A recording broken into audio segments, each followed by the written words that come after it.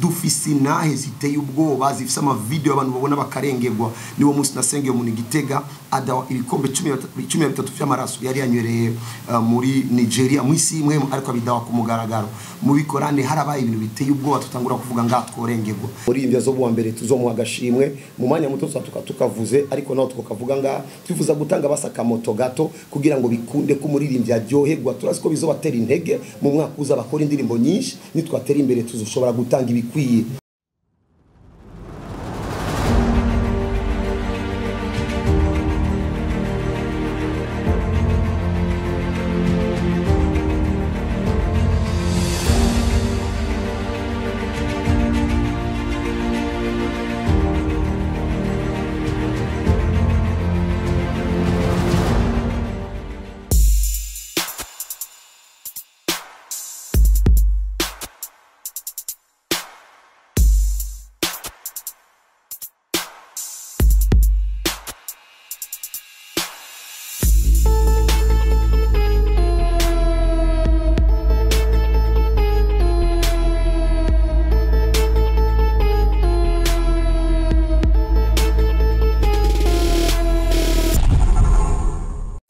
Ivyuzuye closet canke gikorane civyuzuye uko citwa ba itariki indwi z'ukwezi kw'indwi. Umuntu atahura canga soma Bibiliya arazi neza ko igitigiri indwi gisigura ivyuzuye. Mu ncamake ico gitigiri nyene niyo siguro yacu. Ibikorane vyatanguye mu mwaka wa 2017 muri 2017 icambere cyabereye Gitega. Niwo munsi nunguruye izi evenement, niwo munsi natanguje ibi bikogwa. Igikorane ni kimwe mu bicapo binini Imana yampaye, aho nizera ko bizokwama biba buri mwaka itariki indwi z'ukwezi kw'indwi. Ni cabaye muri 2018 cyangwa 2018 kuko niwo mwaka nagize mariage itariki indwi z'ukwezi kw'indwi. Kuva ngaho vyamabiba imyaka yose uko vyagenda bikurikirana ariko vyabera mu masale. Iki nico kinini cugururiye ibi vy'amastade. Igihe nahawe igicapo ca kino gikorane nari nahawe evenema izoba nini kugezaho izokwamizana abantu benshi cyane muri kino gihugu. N'ubu turasiko bariko baraza kugira ngo babe muri yo evenema, ariko cyane abantu benshi babone, bumve, bamenye, batahure ko Yesu Kristo ari muzima kandi ashoboye gukora ibintu bizima bigasiga marke cyangwa kagira ico bifashije abantu benshi. Icambere ni kintu nyamukuru muri kino gikorane nuko abantu bobona Imana. Mvuze kubona Imana ni giki ngomba mvuge, babona gukora kwayo. Ugusenga kwanje kose kubw'igikorane ndavuga Imana iyerekane aka kajyo kamwe umuntu amenye ngo uriho, kuko abantu benshi bafite amasezerano y'Imana, abandi barabwiwe ibintu n'Imana. Ibici intege vyamaho, ibigwanya abantu vyamaho, ariko igihe hari ibituma abantu babona Imana vyofasha. Nico gituma mu gikorane cya Seti dufise inahe ziteye ubwoba zifise ama video abantu babona bakarengegwa. Niwo munsi nasengeye umuntu Gitega adawa ibikombe 13 vy'amaraso yari yanywereye muri Nigeria mwisi imwe ariko abidawa ku mugaragaro. Mu bikorane harabaye ibintu biteye ubwoba tutangura kuvuga ngatworengegwa. Rero igituma Imana ikora yo vyinshi kugira ngo Joshua aboneke ni kugira ngo Yesu Kristo asubize ivyizigiro mu bamuzi, abemeze yuko ariho kandi ashoboye gukora. Burya si twebwe tunyotegwa ko Imana dukoresha ibitangaza, ni Imana inyotewe umugende nyawo yo koresha ibitangaza kugira ngo yemeze abantu yuko batohungira ku bapfumu, batohungira ahandi bobanza guhungira kuri yo. Kandi nayo iravuga ngo nimuze abanyotewe nzobaha ku buntu. Iyo Mana rero bigomba kwerekana ubushobozi bwayo. Ico gikorane rero objectif ni nuko abantu babona ubwo bushobozi bwayo. Ica kabiri kugira ngo abatigeze kwakira Yesu kabakajyo kabo ko gukizwa. Ica gatatu tuba tugomba yuko iba evenement ikibanza cy'umunezero. Kubw'ivyo kubera ko ari ibibanza vy'umuco kunezererwamo, cyo gituma twama twiyumvira kuba kino mupira mu mashengero no kubaririmbyi baririmba indirimbo za gospel. Mbere muri kazoza twizera yuko kizokwa makiba hariko arabaho na matrofe. Rero ico gikorane ni objectif nyamukuru. Camvuga bino bintu ngomba mvuge kugira ngo nundi yumve ko Imana inyotewe gukoresha uwari we wese iyo ari tayari. Ari ibintu bibiri maze imisi niko ndabwira abantu kugira ngo umuntu abone Imana, agendane n'Imana, yuzura Imana mu madomene yose, mu bintu byose by'ubuzima bwiwe, mu rugo, mu kazi, ahari ho hose. Nuko ivyo bintu bibiri yo bigenderako. Icambere ndacita gushika. Ico gushika gifise utuntu tune cange ibintu binu umuntu akwiye gukorerako. Icambere n'ugushika muri Yesu. Imana imaze guhura n'ababeshi benshi abayibwiye ko bayikunda barayihemukira. Imana imaze guhura n'abayibeshe benshi bisaba ko apana kwibwira ko washitse uyemeze ko washitse, wemeze ko washitse muri Yesu, waramaze kumenya umwami wawe nuyo na kindi kikikukurayo, umwemeze yuko utaza gukugwayo na krize cyangwa ingorane, kuko umuntu nka Yobu yari yarashitse. Nico cyambere gituma Imana ikorana no muri bikomeye. Icakabiri gituma icakabiri muri cyo cyambere ni gushika aho twita ku muvyeyi wawe cange ku leader, kuko ivyo abavyeyi bimwe musi bose bavyemera kume kandi umuntu wese aremerewe kwizera uko ashaka. Bamwe bavyita umurongozi, abandi mu leader, abandi bakavyita umuvyo mu buryo bwimwe mu gushika, kuko uwitwa umurongozi wawe ategerezwa kukugirira confiance kugira ngo agushinge mu vy'Imana yamuhaye yuko yokora kwisi, kugira ngo aguhe place. Ivyo bituma ugendana n'Imana mu buryo budasanzwe. Ica gatatu nugushika mu ishengero ryawe. Nimba uri umupantekote koko, nimba uri muri fekabu koko, nimba uri muri vivante koko, kugira ngo bigufashe, kuko abamarayika bakorana na adresse. Nico gituma babwiye Cornelio ngo tumiyopa aho Petero ari, bakorana na adresse. Icanyuma nugushika mu muhamagaro. Nimba uri umuvuga butuma, vuga ubutumwa kugeza aho ubutumwa uvuga ngo yamvuze. Nimba uri umuririmbyi, ririmba kugeza indirimbo zimenya ngo yandirimbye. Nimba uri umusenzi, senga kugeza amasengesho avuga ngo yansenze. Donc gushika, ivyo ni ibintu bikomeye bishoboye gutuma Imana ikorana n'abantu ibidasanzwe. Kandi kuri jewe nimwe mu message ngire yuko amenywa muri kino gihe tuko turategura ino evenement. Ica kabiri rero nico twita umutima w'iterambere ry'ubwami, donc gusunikwa na l'avancement du royaume. Umwami wese ajejwe akarere, inyota yiwe ni imwe yonyene yuko ubwami bwotera imbere. Ni wamara kugira umutima w'iterambere ry'ubwami, umwami ari tayari kuguha zimwe mu nshingano ziwe cange bimwe mu capacité ziwe kugira ngo ukore ibikorwa ariko arakora, kuko objectif ni iterambere ry'ubwami, l'avancement du royaume. Umuntu arashobora gutanga ariko mu mutima yumvira ngo ninatanga zoca ndonga inyungu. Iyo ni business Imana ishoboye kuguhezagira, ni vyiza. Umuntu ashoboye gusenga ngo reka nsenge kugira ngo neri imbere, Imana zo bigukorera, ariko kugira ngo Imana ikorane nawe urarengana ivyo vy'inyungu zawe, umutima ukawusunika kugutera imbere ku bwami. Ivyo rero nivyo bitumye ubu dukora iki gikorane. Ni kinini nguko mubibona, twizera ko kizoza n'abantu benshi. Ari bakora mu Butaliyano twarabakiriye, abavuye muri Amerika, n'abandi bakora hatandukanye, n'abantu bazova mu ntara zitandukanye z'igihugu. Inyota nuko abantu bamenya umwami Yesu. Ivyo vyatumye twubahuka kwemera yuko umuririmbyi azobuwa mbere tuzomuha agashimwe mu mwanya muto tukavuze, ariko naho tukavuga nga twifuza gutanga basaka moto gato kugira ngo bikunde ko umuririmbyi aryoherwa. Turazi ko bizobatera intege mu mwaka uza bakora indirimbo nyinshi, nitwatera imbere tuzoshobora gutanga ibikwiye. Uwa mbere abari jewe, kuko kuri jewe mba nemera no kugurisha imodoka ngenderamo kugira ngo gikorane kibe. Abakabiri nabo Imana yampaye, bisigura ngo abo nkorera bakumva ubutumwa bagaterera mu ishengero, baraterera abankurikirana atandukanye n'amaboko ya benshi, umumu wese ashoboye, kuko iyo abantu bagiye hamwe barashobora gukora icari cyo cyose. Mu ncamake si umuntu kanaka arantu kanaka cange association kanaka, n'abantu batandukanye, ariko ushigikirwa mbere ni je bien sûr ni Yesu amajewe hamana abantu. Baza ko no kwishura cyane kuri cyo cyuko kwiyunguriza bigoye, naho kuri bamwe biboneka, ku bandi nabo baraciyunguriza cyo gutuma muri ngaha.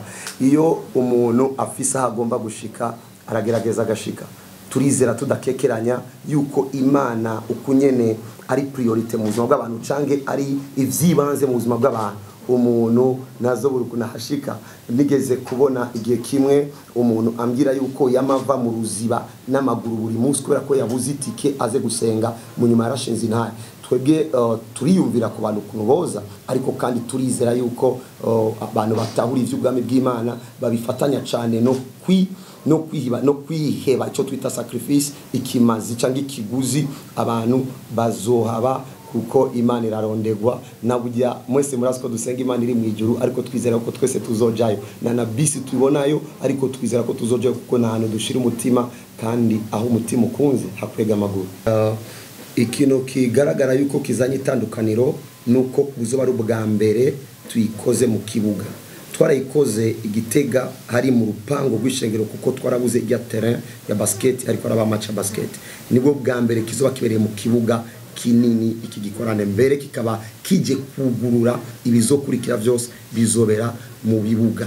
Hama nkuko wabivuze mbega kizotwara amasanga kigikorane kizotangura amasaha saa 7 kugeza saa 9 izo bari umwanya gusa wo kunezeza abantu havuzwe ingoma abantu batamba ariko kuva saa 9 zo twinjiye mu mwanya wo guhimbaza aho mu mwanya wari wose zobanje kugira ngo mvuga ubutumwa na bujya mbamaze imisi indwi ntaboneka ndi mu mwiherero kandi umwiherero w'ubu nzokorera kuri wa musozi w'amasengesho rero uvuze ngo hazobayo ama competition isa niri kwirahera abakina umupira w'amaguru bariko barakina bo baza kugira finale imbere yo kwigikorane kiba bisigura ngo hazoba hari gusa kubaha igikombe cyabo umuririmbyi bariko baratogwa hazoba hari gusa gutanga agashimwe kiwe iyo programme izoba mu nyuma duhejeje kwigisha guhimbaza kwigisha gusengera abantu abagwaye kubohora abantu baboshwe kuvugishwa no kuvuga ivy'Imana igomba ikore mu mwaka ukurikira cyangwa umugambi w'Imana mu mwaka ukurikira ku bantu batandukanye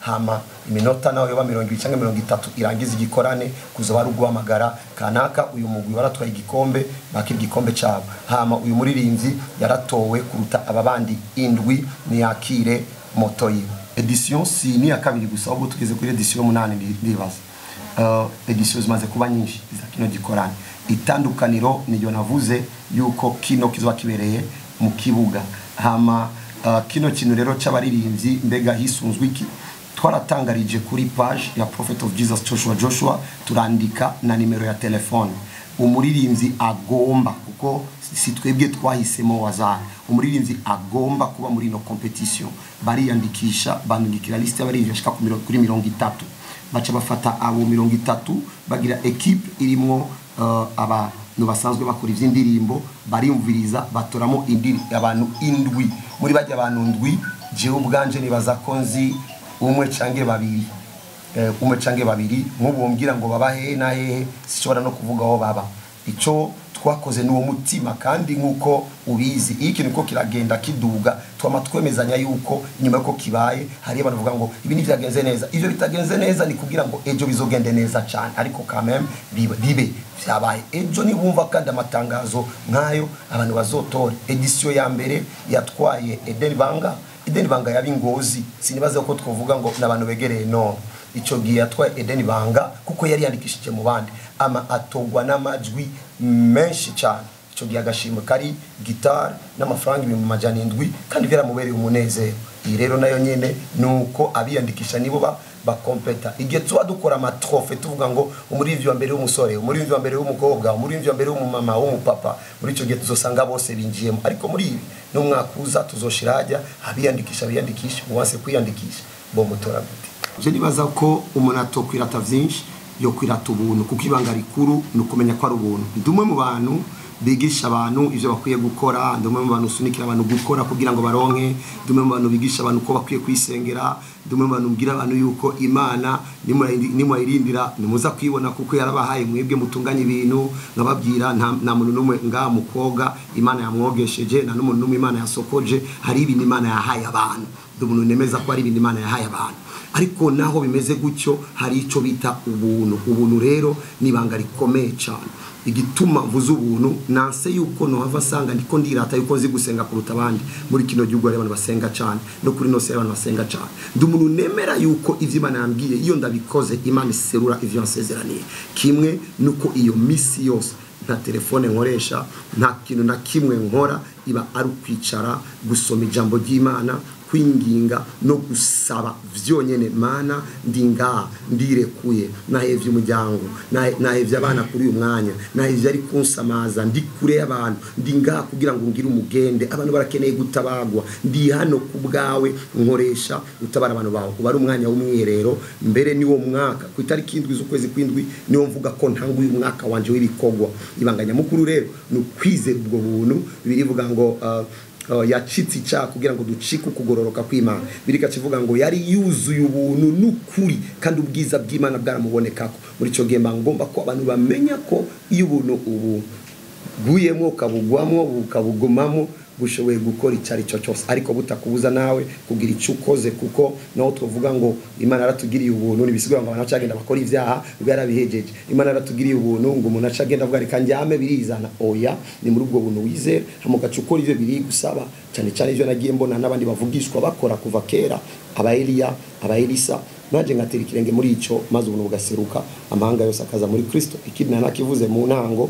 amabanga abiri gushika muri Yesu gushika ku muvyeyi wawe umwe mucanga mu leader wa gushika ku mwishengero rya menyekana address ya gushika mu muhamagaro ico wamagariwe nimbura umupastori apana kuvanga vanga hamica kabiri umutima wo kuzana benshi muri Kristo asanga Imana ari umwami iranyotoye ko bose bayizako ibonye umuntu nawe nyine afise umutima nk'uwo Imana yiteguye gufata bimwe mu vyifise ibimushiremo kubera ko bafise objectif imwe n'uwo muntu abantu bakaza kuri ushobora kuba naracerewe canke warabivuze ntabwo ibanga canke story behind the set nyuma ya set hariyo kumva ijwi ry'Imana gusa nari magaza ahantu nk'umuntu asenga kwanza nibuka ko uwo munsi numvise vyinshi uranyibukije narumvise ikintu ca mbere cyamfashije nigiye nariko ndagandirizwa numva ngo nk'ubu umuntu afise abana biwe akaja mu mahanga ico munezeza nigiki nuko abantu bo kwitwararika abana yasize niwo munsi hinjiye muri jewe umutima wo gufasha abana b'imfuvyi nimba Imana ari se w'imfuvyi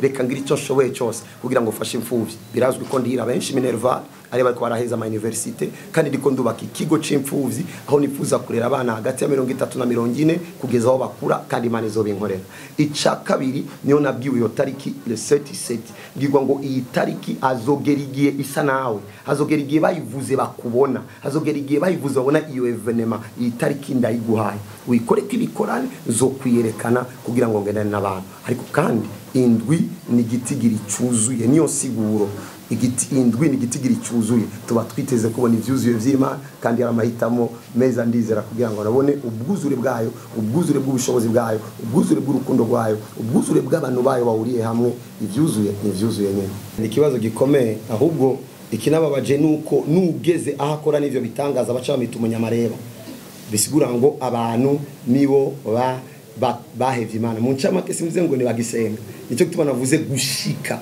abantu bashaka kuba mu ishengero batarashika muri Yesu abantu bashaka kuba mu ishengero batarashika naho hantu nico gituma ashoboye gusengera ngaho uyu munsi agasengera andi uyu munsi akazunguruka ikintu rero gituma uyu munsi abantu batabona uko gukora akwimana kuzuye nuko abantu turiko turaba buhoro abikunda kuruta bakunda Imana ku buryo nigiye tugiye gusenga usanga kenshi Imana ndabira Imana imodoka ku buryo Imana nigifise pare yayo kuri twebwe turikwegerako nimba rero twikwegerako cyane biragoye ko abantu babona ivy'Imana n'ubumana bwayo ico cyo nyene cyo kirica iyo movement ariko kandi kindi ukutizera ni kwinshi ku buryo nibitangaza twebwe dukoreshwa ubu abantu batwita amazina ku buryo nibishobora gutera intege utaratangura gukora canke ngo bisuni kundi kurondera gukora kuko isi igerageza kwemeza yuko atamaniriyo ivyo navyo nibinga mu Burundi gusa biri kwisi yose kuko nivyo biye tugezemwo kuko imbere yo ko Yesu aza ategezwa kuba ikintu bita mu gifaransa abstésie totale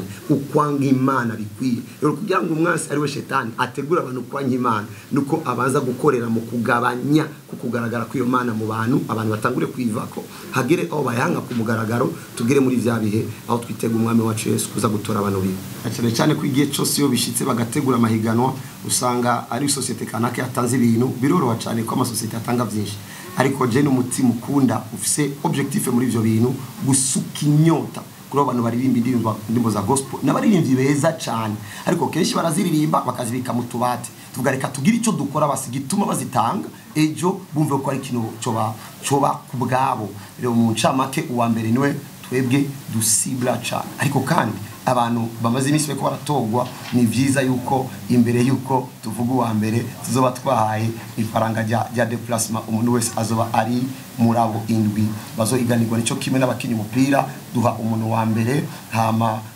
gikombe wa kabiri tukamuha agafana gutyo kugira ngo bumve ko batabereyemo ubusa kuko mu mutima wacu cyane cyane burya sikindi turaba ko Yesu yamamara ariko n'ababibayemo banezerwe nk'abako baraparticipamo ku baririmbyi hoho susi yacu nimwe izi ndirimbo nziza bariko barakora bareke kuzibika muri garderobe bazitware ku maradiyo ntibazikoreyebo barazikoreye twebwe duhimbaza Imana bazisokorore rero tugomba ko basaba ikintu kibatera intege kugira ngo twumve ko bazorondera ibinyamakuru barondera amaradiyo kuko aho tugeze misi saba isaba ibintu byinshi. Uvuze ko isaba ibintu byinshi, isaba uburyo. Rimwe na rimwe yo wasohoye uburyo mu ndirimbo mbonera akajyo ko kuvuga kuko murazi ko Kena no muri ivyo ndirimbo zise mbonera akajyo ko kuvuga ntabare n'abandi canke nkebure n'abandi, nuko abantu benshi bino bagira inkomezi nyinshi mu gukora indirimbo, ishobora no kumutwara umuriyoni, ariko bakagira inkomezi nke cyane mu kumenyekanisha indirimbo, kandi inkomezi nyinshi sigeza no kuba mu kumenyekanisha kugira ngo bikunde ko bigiye yasohoye bishikira bene vyo. Rero kino kintu zibaza ko cyo batera intege bavuga sereka ino ndirimbo imenyekane, ngira inkomezi mu kumenyekana ko haraho ivyuzuye bikurikira. Prophet ni atanga kamodoka kazongwa no kubatera intege mu cyamake. Icyambere nuko turekonesa kama twatubizi yuko babaye abapioneer cange inzira ikomeye kugira ngo nabandi bacirirwa inzira, ariko kandi biragoye gutumira uwari wese ataramenya icyo maze, kuko nk'ubu umuntu yaba yicara yajya kwizero akavuga ngo halo durire nga dukora ikintu kanaka, kugira ngo umwitabe bisaba ko ufise amakuru y'ivyo yakoze bigaragara yuko bijanye n'ivyo urimo. Cyo gituma twebwe twaruguruye umutima igihe twakoze kubwa edition ya mbere, igihe twatanze ya trophée twari twanditse abahisemo kuvuga ngo baremeranije natwe yuko dushoboye kugira icyo dukoze. Edition ya kabiri twabonye yiyandikisha benshi kuruta ubwa mbere, twebwe twizeye yuko nitwabandanya dukora tuzogera aho igihe tuvuze ngo umuririmbyi abarivyo bagomba gucisha indirimbo zabo muri no competition, tuzobona abo bose nabo nyine bavuga ngo reka nanje shira indirimbo yanje, kuko bino bintu bitangiye kuboneka ko biri serious. Cyo ni cyambere. Ica kabiri n'uyu mutima ndiko ndakorera ko kuko kiretse ibi ndiko ndatunganya label aho ngomba haba baririmbyi jewe mfata mu maboko ndabatunganirize ivy'indirimbo kugeza aho bagira aho bashika. Ica gatatu hafi y'umusozi w'amasengesho ndiko ndubaka sale aho nizera yuko je nyene ku initiative yanje avuga ngo irimbana n'uyu je nka bifinance indirimbo bigasohoka zikaboneka, kuko ari gihe abantu bashobora kwipfuzanya ariko bigagorana ko banahura, kuko mu kuririmba ntihasaba gusa haleluya no gufukama no kuvuga mu ndimi, asaba kwideplacer no kuri ya studio. Ico ni ikindi rero nyamukuru, nta muntu numwe yogira ivyo vyo nkibi yoreka kurota kubona ahubwo bajya bose babibamo. Indoto nini nuko bajya bose bo bibamo. Cyo gituma mu mwaka uza Imana ikadutiza kandi akajyo ko kwikorera no kuba mu vyayo, twifuza yuko bitaba kandi nkuko batoye gusa. Mu mwaka uza tugomba yuko iba amatrofe kubaririmbyi, hama tukayishiramo uburyo bushoboka, binashobotse tugashigikirwa akacavugwa umuririmbyi wa kera yashoboye guca inzira mu ndirimbo trofe niwe ni muri cyo gihe turazi ko bazoza uko tubiyegereza niko turonga akajyo ko kuvuga ahubwo ibintu nibigarukire gusa nga reka habeho ugukora siziko no yita way of the music cyo twita fanta music, ni basa ko ari tworeza twebwe bakizu bibe gucyo mu camake turarota yuko bino bintu byoba binini. Ariko kandi nk'umuntu usanzwe maze kubona yuko kenshi iyo abantu babiri bahuye usanga umwe acine guhundi, nahisemo kuba kwanza nk'ubikora nk'inisi abandi ngashiraho uburyo bwose, kuko bisaba ko abantu bitahura n'ivyageraho bitahugwa na bose, bizogera aho dubikora turi benshi, bizogera aho bizana resultat nini. Murakoze kandi Isaac TV. Oh.